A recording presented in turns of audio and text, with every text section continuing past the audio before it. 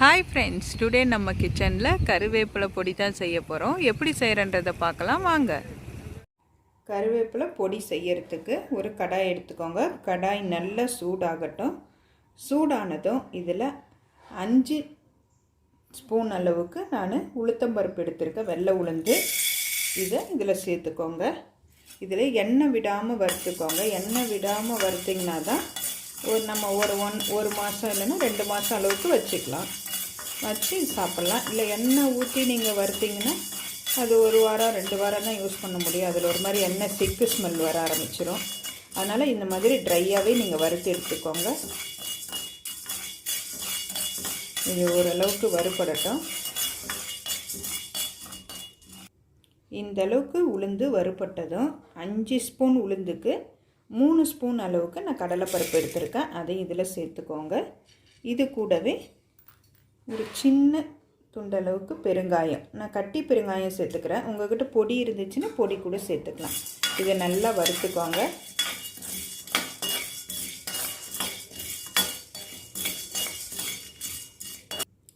கடலைப்பருப்பும் உளுத்தம்பருப்பும் நல்லா வறுபட்டதும் இதில் 1 ஸ்பூன் அளவுக்கு கொத்தமல்லி சேர்த்துக்கோங்க.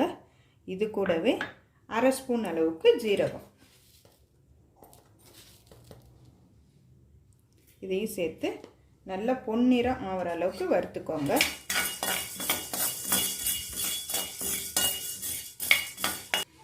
இந்த அளவுக்கு நல்லா பொன்னிறமாக வறுத்து எடுத்துக்கோங்க.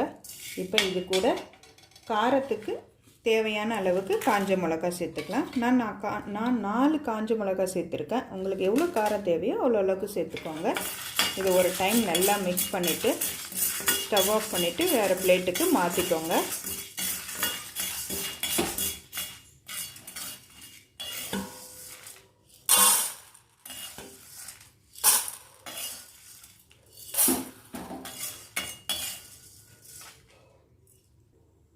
அதை ஒரு பிளேட்டுக்கு மாற்றிட்டு அதே கடாயில் 3 கைப்பிடி அளவுக்கு நான் கருவேப்பிலை எடுத்திருக்கேன்.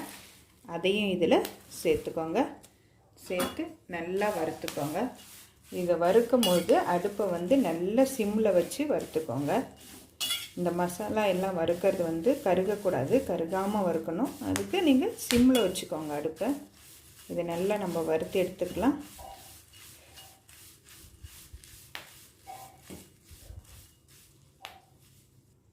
இந்த கருவேப்பிலையை நல்லா கழுவிட்டு இதில் தண்ணி இல்லாமல் நல்லா வடித்து ஒரு டைமு ஈரம் இல்லாமல் காய வச்சு அதுக்கப்புறம் இதை நல்லா வறுத்து எடுத்துக்கோங்க.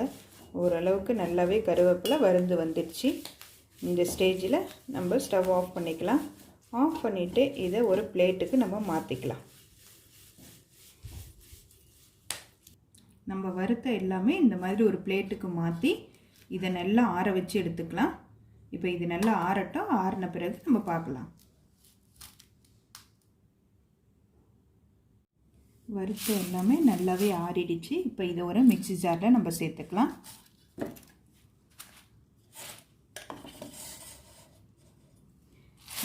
இதை ஃபஸ்ட்டு மிளகாவை சேர்த்துக்கோங்க. கருவேப்பிலை இதை ஃபஸ்ட்டு லைட்டாக குறைன்னு அரைச்சி எடுத்துக்கோங்க.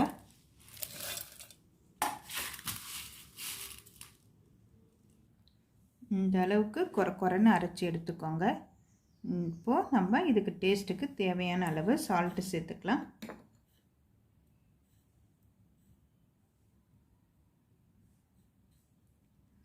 சேர்த்துட்டு நல்லா மிக்ஸ் பண்ணி விடுங்க.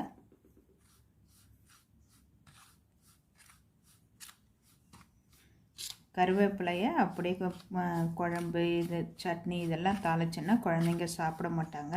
இந்த மாதிரி பொடி பண்ணி இட்லி தோசை சுடு சாதத்தில் கொஞ்சம் நெய் போட்டு இந்த பொடியை போட்டு சாப்பிட்டிங்கன்னா நல்லா டேஸ்ட்டாக இருக்கும்.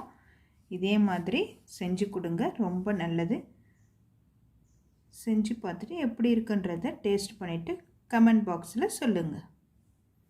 தேங்க்யூ.